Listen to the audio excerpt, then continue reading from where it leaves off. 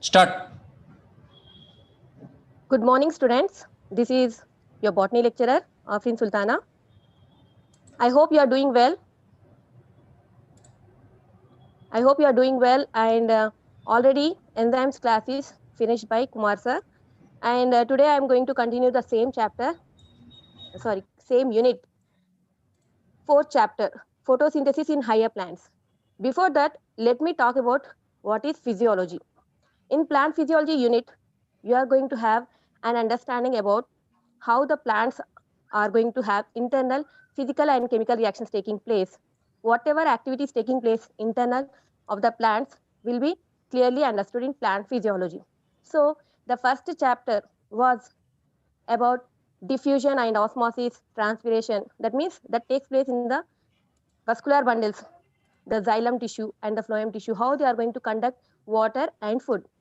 So that chapter is deleted because already in 9th standard you have learned about all these osmosis diffusion. So having just reading about this lesson is enough for you. And the second chapter is also deleted. That is the mineral uptake of nutrients by the plants, how they are going to uptake the nutrients, and the deficiency diseases which are going to cause in plants if these elements are not provided in the soil. And the third is enzymes. Enzymes is very important because it is a new introductory to your standard. It is not deleted, and it was very well taught by the sir. And next, fourth chapter is photosynthesis in higher plants that I am going to deal. So in this photosynthesis in higher plants, maybe you may think already we know photosynthesis. What is photosynthesis? Yes, you know what is photosynthesis from 4th standard onwards. You are learning. It is nothing but harvesting the sunlight energy. All green plants will be making use of carbon dioxide and water and synthesize carbohydrate, glucose, releasing oxygen, and that too in the presence of chloroplast. Chloroplast is a structure intact, present in only and only plant cells and some of the algae and bacteria, which undertakes photosynthesis. So we must have a clear understanding about this photosynthesis process. Already we know in 10th class you have learned about how to check out the importance of light, the importance of carbon dioxide for plants to undertake photosynthesis, and starch test also you know. But in this a bit much more, you are going to have a clear understanding about photosynthesis that takes place in higher plants. That means um, the angiosperms and gymnosperms and pteridophytes, how it is going to take place. And here in this photosynthesis, you also learn about the light reaction and dark reaction in detail. In detail, how the light is getting harvested, how it is utilized for breaking water molecule, that is photolysis of water, and how oxygen is liberated from water. But before all these things you are going to learn, you must have a clear understanding about the historical background of how these things are identified. It was not in just a day that it is identified. It took several years. Several scientists, they contributed a lot in understanding, making the present day understanding very simple and easy. It was the work or the credit goes to the scientists who have identified, conducted experiments, and ignited us. So let us have a historical background of this scientist or photosynthesis, how we came to know in detail. Now I'm going to share my screen with you.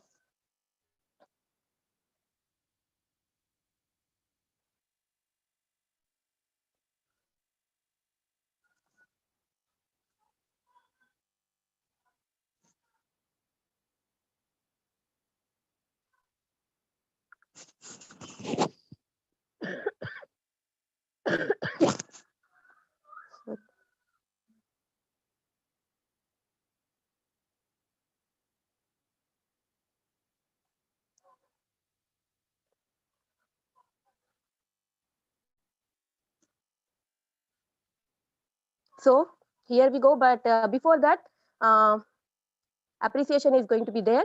Appreciation, I'm going to appreciate Vijay Lakshmi, Neelima, and Tanniru Pujita from Siddipet TSRJC, and of course Abhinayasri from Vangara TSRJC. These children, they have completed their work. They are listening the classes very well and noting down whatever the important points are being taught. as well as they are giving the feedback to their respective JLs. I hope all other JLs are going to take the feedback from the students, how they are completing their works. And the most important thing, most important announcement is assignment. Assignments are going to be by the end of the sessions, and you have to definitely write these assignments and keep up to date and inform your JLs, forward it to JLs so that they can verify your work, your understanding. And only 1 or 2 students from each college, some names will be sent to me, and I'm going to appreciate them. And I will feel very happy appreciating them because they are studious children. Uh, so let us begin our class. Historical background of photosynthesis.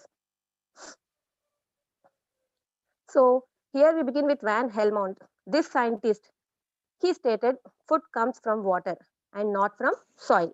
What is the reason could be? The reason here is very simple. He has seen that plants are growing when they are watered. Plants are growing when they are watered. And he identified that soil is not contributing any food to the plant. Because of his understanding in that situation, in that period, around that period, he came to that conclusion. He has taken a potted plant. When he has taken a potted plant, he took the soil first and he measured the quantity of soil he kept in the pot. For example, the soil was something 100 grams, and the plantlet which he kept in that, it was some 10 grams. He watered for a few days or few months. Then afterwards, again he measured the same, and he found the soil to be the same 100 gram or 99 grams, something like that. And the plant, sorry, the plant mass, it measured something 100 grams. That means from where this 90 grams extra has been added. He has found that only he was watering, and that 90%, 90 grams of the weight of the plant, maybe because of the water. He came to a conclusion like that. So it was justifiable at that period of time, because no more further discoveries took place here, and how these plants are going to absorb the nutrients, minerals from the soil, how they are going to harvest the sunlight. So some period of time it was okay, accepted. Then Joseph Priestley, you are aware of Joseph Priestley, you can see his picture. uh, he Joseph Priestley, what he did, he did bell jar experiment. He did bell jar experiment. Bell jar is nothing but a glass jar which will be in a bell shape here, and it is open at the bottom. And he kept a lighting candle. He lighted the candle and kept, and also he kept a rat also. He saw that the candle is put off after some time, rat also died after some time. But when he introduced a mint plant, he noticed that the candle is burning and the rat is also alive. With this, he came to a conclusion that whatever the burning candle the rat is utilizing and making the air not a safe place to survive, that air is getting restored by this plant. That means plants are going to restore the gases that are being spoiled by this candle, burning candle, and the rat. So here we can say that plants restore to the air whatever breathing animals and candles remove. And in this manner, the gas which was discovered is oxygen, and it was discovered by Joseph Priestley in the year 1774. But the term oxygen was coined by Lavoisier. Lavoisier coined the term oxygen. Next,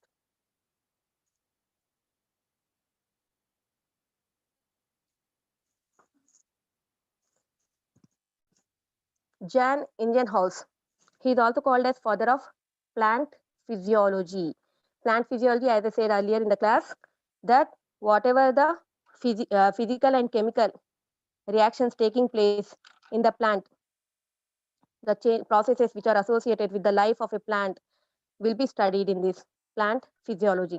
That means the xylem vessels, the phloem tissues, how they are conducting food and water plus the green leaves which are going to photosynthesize in the leaf and prepare the carbohydrate, that will be a part of this. So Jan Ingenhousz, he is considered as father of, sorry, not Jan Ingenhousz. So Jan Ingenhousz, he discovered about oxygen gas is liberated by green plants. Green plants are green part of the plant in this experiment. So Julius Sachs was a person who is the father of plant physiology. Father of plant physiology is Julius Sachs. Further, we are going to move to that topic also. So here, Jan Ingenhousz, he did the same setup as Joseph Priestley did, and he has found that when he did the same setup and the setup was kept in darkness and in light, he saw that in darkness it was unable to liberate oxygen gas, but when it was placed in light, it was able to liberate the gas molecules, oxygen. And here you can see in this hydrilla funnel experiment, he has taken the aquatic plant, water plant, hydrilla, which was kept in a funnel, and over the funnel, a test tube with water was inverted so that some vacuum will be created in the upper part of this test tube, and it was kept in sunlight. When it was kept in sunlight, he noticed that these green leaves, they are undertaking photosynthesis and releasing some bubbles or gases. That bubbles are getting collected at the bottom of the test tube in the vacuum, and when it is tested, it is none other than the oxygen gas. By introducing a incense stick, it was identified to be oxygen gas. So plants or green part of the leaf is only liberating the oxygen gas. This was identified by Jan Ingenhousz. And next hydrilla funnel experiment, he showed that it is green part of the plant that could release oxygen. Julius von Sachs, so he is the father of plant physiology. So here you can see clearly our chloroplast structure, which is very important. It is only the producer, actual producer in actual terminology. We say green plants, but this chloroplast, this is an intact structure present only and only in plants, absent in animals, and the plants are producers. This has a proper structure, membranes, outer membrane, inner membrane, and also it has stroma, the aqueous fluid which is colorless. Here it is given a yellow color, but don't think it is yellow color, it is colorless stroma. And in this we can see the another membrane, the third membrane of the chloroplast, what we call in common, that is the thylakoid membrane. That means the thylakoids are present here, and these thylakoids are piled up one above other, and they are going to make the grana or granum. And here this grana or the thylakoid membranes, these are connected to each other with the help of a lamellae. This lamellae is called stroma lamellae. So make sure to understand the structure of chloroplast here properly. So this is our thylakoid piled one above other. This is only going to make our granum, or we can also say stacks of thylakoids. And this thylakoid is the third membrane of chloroplast. And these thylakoids are having connection to each other with a lamellae. You can see this lamellae, and this lamellae is also called as stroma lamellae, because it is in the stroma. And one more important thing, lumen. You can see the open cavity. You can see this cavity inside the grana or the thylakoid. We will be having the lumen. That means it is clear that there is a membrane here. Even the thylakoid is also having a membrane like structure. So remember this about thylakoid membrane. Okay, remember about the outer membrane, inner membrane of chloroplast. Remember about this stroma, the aqueous solution or the aqueous fluid in the chloroplast. So this is about the structure of chloroplast. So Julius von Sachs, what he did? He stated plants produce glucose during photosynthesis. He stated that how these plants will produce the photosynthesis during photosynthesis by finding out this chlorophyll pigment that is present in the grana. The most important thing, chlorophyll pigment. This is the structure of chloroplast. This is our chloroplast. Inside the structure of chloroplast, only in the grana, thylakoid, we will have the chlorophyll pigment, chlorophyll pigment, which gives green color, which is green in color. Pigment is nothing but a molecule which absorbs light of specific wavelength. So this chlorophyll pigment is capable of absorbing light of specific wavelength. Light means sunlight.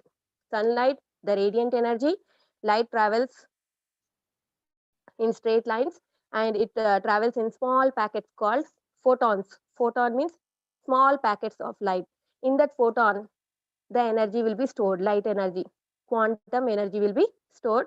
So you must have a clear understanding about what is radiant energy. Radiant energy is nothing but the sunlight energy, and the sunlight energy will travel in small packets called photons. So these small packets photons will be bearing the quantum energy in them. In them it will be having the energy stored, and that is called quantum energy. It is this radiant energy or quantum energy that is harvested by the chlorophyll pigment. Chlorophyll pigment will hold that energy, take that energy, harvest that energy, in other words, which is located in the thylakoid. This thylakoid is located in the chloroplast. So I think it is clear about chloroplast structure for you. And next, glucose usually stored as starch grains. After forming the glucose by using the light energy, by using the sunlight energy, it is going to use the carbon dioxide and water. The most important thing, further, the water will be split, H2O, water will be split and oxygen gas is liberated, and the carbon dioxide assimilation will take place. That means the carbon, oxygen and hydrogen, they are going to make up the carbohydrate. Okay, they are going to make the carbohydrate, that is glucose C6H12O6. So glucose or the carbohydrate is going to form by using these simple substances, water and carbon dioxide, and the light harvested by this chloroplast or chlorophyll pigment. We are going to get the carbohydrates prepared, releasing the oxygen gas also. And after preparation, the glucose is finally stored as starch, and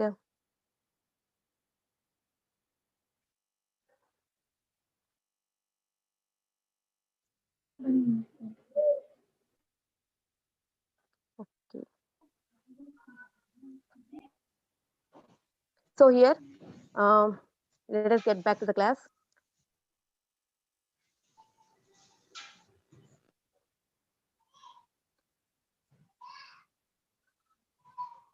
So here we are in the chloroplast structure.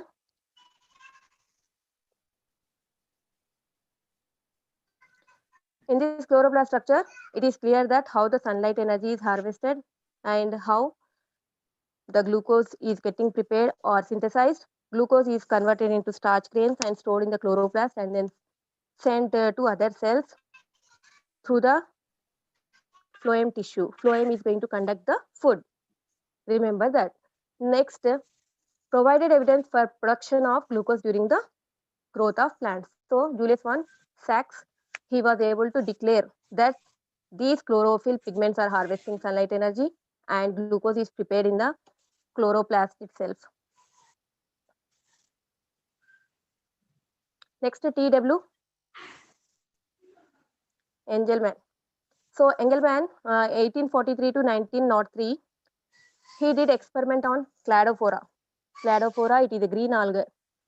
Algae will be undertaking photosynthesis, as you all know. He subjected this cladophora to VIBGR. VIBGR means the 7 colors in the visible light. Whatever visible light you are seeing, it is having a wavelength 300 to 700 nanometer. As I stated earlier, light.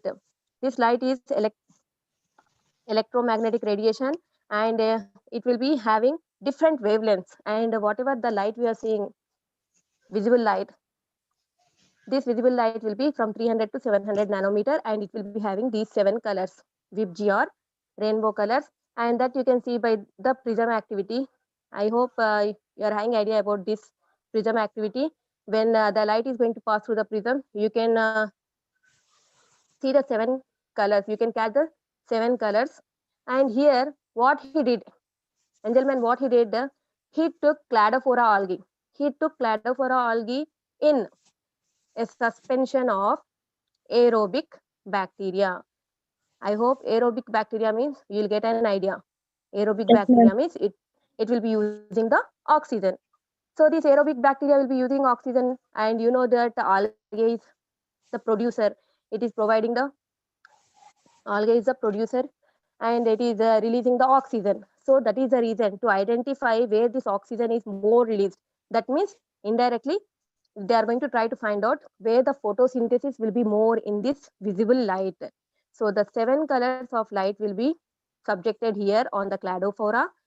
The cladophora green algae is undertaking photosynthesis, and here the bacteria, you can see it is getting accumulated more and more wherever the oxygen is liberated more. That means wherever more photosynthesis is taking place. So it is none other than the red and blue light. The red and the blue light wavelength. So the red and blue light wavelength only, more photosynthesis is taking place because it is able to trap more solar energy, and more oxygen will be released. Further, the bacteria will be getting accumulated in that particular area only. So with this prism activity, Engelmann, he just highlighted or came to the conclusion how this visible light in this wavelength also, particular wavelength, red and blue wavelength, is responsible, or it is going to get absorbed more and more by the chloroplast. So here suspension of aerobic bacteria release oxygen at blue and red spectral lines. Next, Cornelius Van Niel, CV Niel, 1897 to 1985. He did experiment on purple sulfur bacteria, purple sulfur and green bacteria. This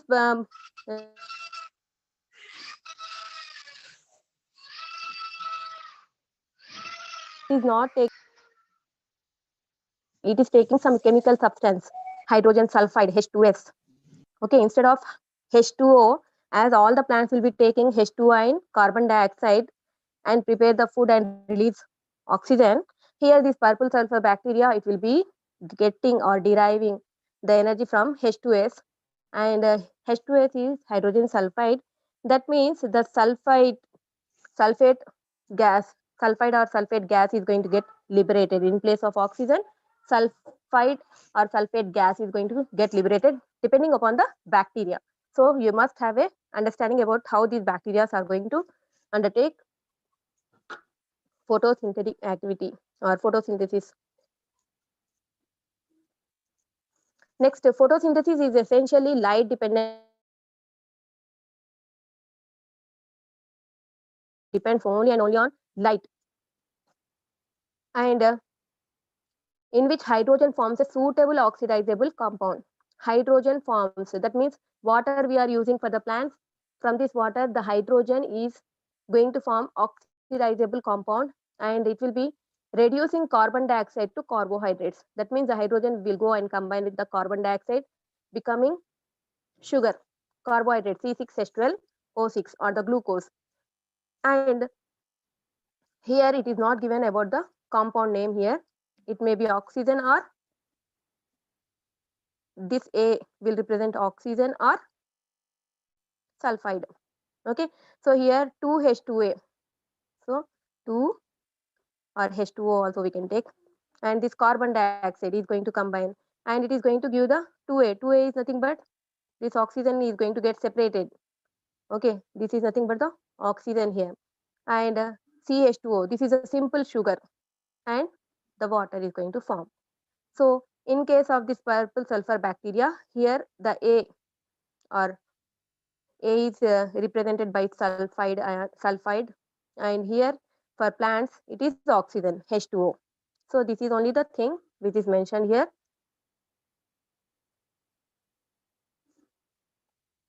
Next, hydrogen is hydrogen donor and is oxidized to oxygen. Purple sulfur bacteria derived hydrogen from H2S, releasing the sulfate gas. So here In a simple way, Van Nil experiment can be seen here. The water is getting oxidized and photolysis of this water will be taking place. How this photolysis of water will take place, how this H2O is breaking down means by the sunlight energy. Sunlight energy is only used for breaking this and separating hydrogen. In hydrogen again protons, electrons will get separated and this oxygen is liberated as a gas. And next the same carbon dioxide, it is going to get reduced because during this process ATP and ADPH which are synthesized in the light reaction along with the oxygen, the ATP and ADPH will be used here for the carbon assimilation or carbon fixation here. And here the carbon fixation will be done. This carbon dioxide will be getting converted to the glucose C6H12O6. Okay, that means you must always remember oxygen is coming from water only in photosynthesis. It is not carbon dioxide. It is water H2O that gives the oxygen gas during the photosynthesis.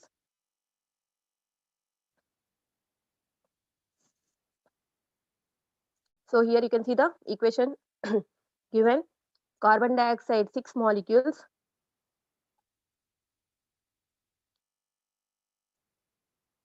and combines with 12 molecules of water in the presence of light. That means light will be harvested by chlorophyll pigment and it is going to give rise to the glucose, which is a carbohydrate C6H12O6, and 6 molecules of oxygen gas is liberated and 6 molecules of water is also formed.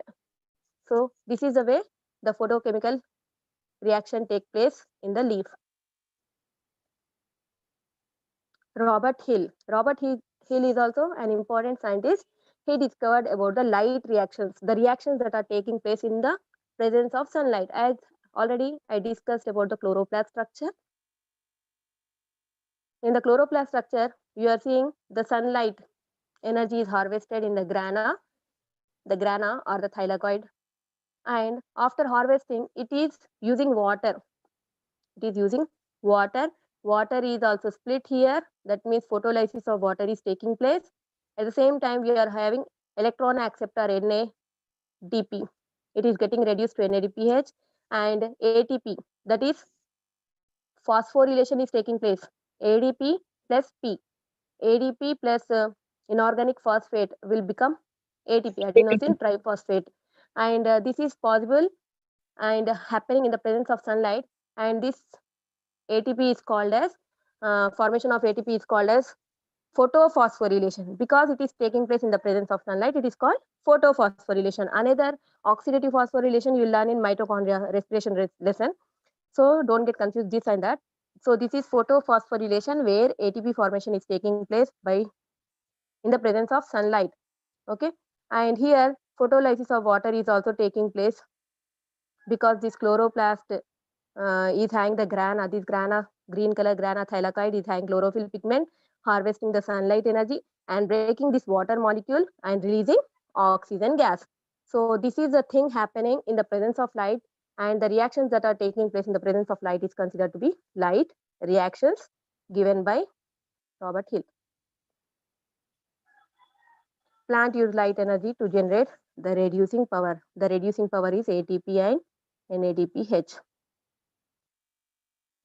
Next, THEODRE. THEODRE is also another scientist. He said about water is essential for photosynthesis. Without water, plants cannot grow. Even you know about hydroponics also. I think in first lesson you'll be having the topic, first chapter. Hydroponics is nothing but second chapter, not first chapter, second chapter of the second year only, which is related. In hydroponics, all the minerals, nutrients which are essential for the plants will be given in water medium. It will not be given in soil. As you can see here, in the soil only the plants are growing. Hydroponics is a new technology or new method of growing plants in water containing all the essential nutrients, minerals uh, essential for the plant growth. Okay, so here THEODRE he explained about water is essential for photosynthesis. So all these factors are very important. Sunlight, the carbon dioxide from the atmosphere, the water and mineral nutrients. The mineral nutrients which are important for the growth of the plant are also dissolving, and through the osmosis, through the osmosis process, it is getting into the plant body. And next, okay. So here, uh, excess of the water which is formed in the plant body will be evaporated by the transpiration process. And tall trees, they'll get the water by transpiration pull only. Tall trees, because their root pressure may not work, so they'll be depending on the transpiration pull. Next, Emerson. Emerson is having more credit. Here he discovered the two photosystems, PS1 and PS2. Just now I said about the uh, spectrum. In the spectrum diagram we have seen in the red light and blue light. Red light and blue light, or red wavelength or blue wavelength area of the visible light, more photosynthesis is taking place. That is nothing but it is going to make the PS1 and PS2. As per the discovery, it is given the name PS1 and PS2, photosystem 1 and photosystem 2. Next, Emerson drop effect or red drop effect also we are going to learn.